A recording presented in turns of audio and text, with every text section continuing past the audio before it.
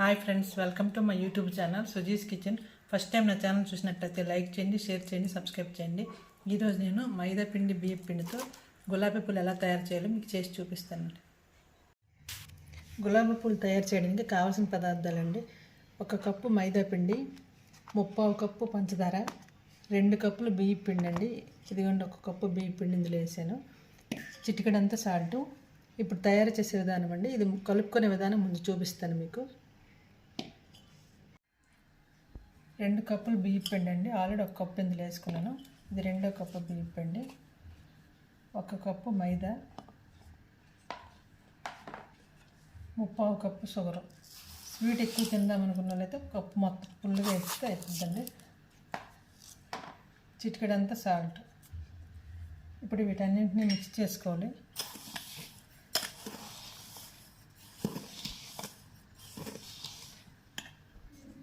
కొంచెం కొంచెం వాటర్ వేసుకుంటూ మిక్స్ చేసుకోవాలి.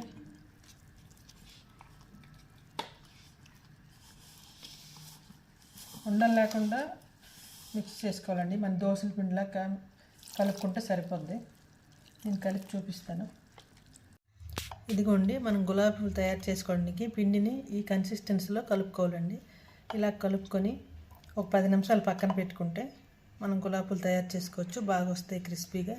తయారు చేసే విధానం నేను చూపిస్తానండి. 10 నిమిషాల తర్వాత మూత పెట్టుకుందాం. ఇప్పుడు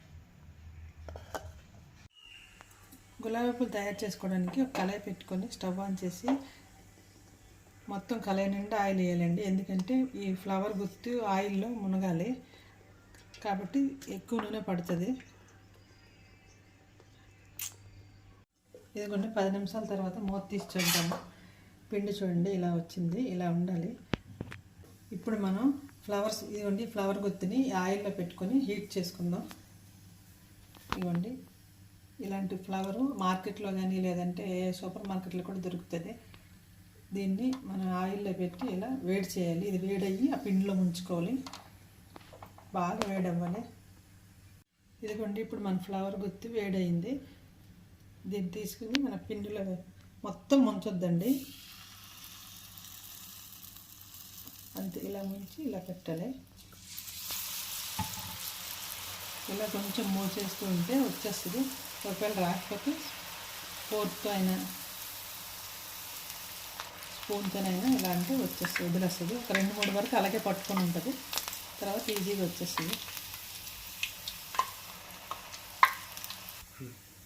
ఇదిగోండి ఇలా వస్తుంది. ఒక 2 నిమిషాల తర్వాత మనం టర్న్ చేసుకోవాలి. ఇలాగా మళ్ళీ దీని పక్కన మళ్ళీ వేడి చేసుకోవాలి.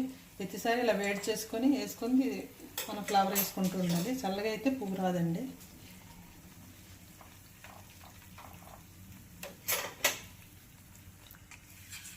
ఇదిగోండి ఇది ఫ్రై అయిపోయింది. ఈ కలర్లో వస్తే సరిపోద్ది.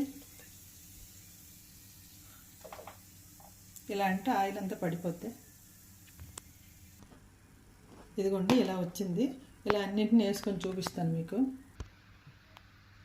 ఇదిగోండి మళ్ళీ ఇది వేడయింది. ఇప్పుడు మళ్ళీ పిండిలో వేసుకుందాం. 1/2 భాగం మాత్రమే ముంచాలండి, మొత్తం ముంచొద్దు.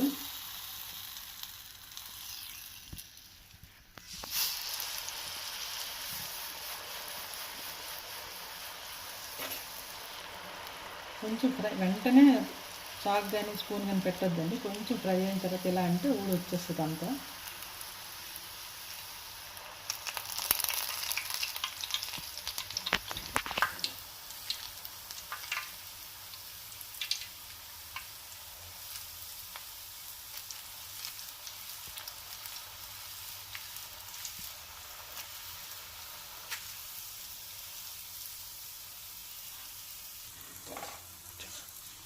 ఇదిగోండి ఇలా అన్నింటినీ చేసుకున్నామండి. చాలా టేస్టీగా ఉంటాయి, కరకరలాడుతూ వస్తాయి. కాకపోతే ఇది మనం వేడి నీటిలో ఉంచాలి, అలా నూనెలో. ఇదిగోండి ఇలా గోల్డెన్ కలర్ వచ్చేంత వరకు ఫ్రై చేసుకోవాలి.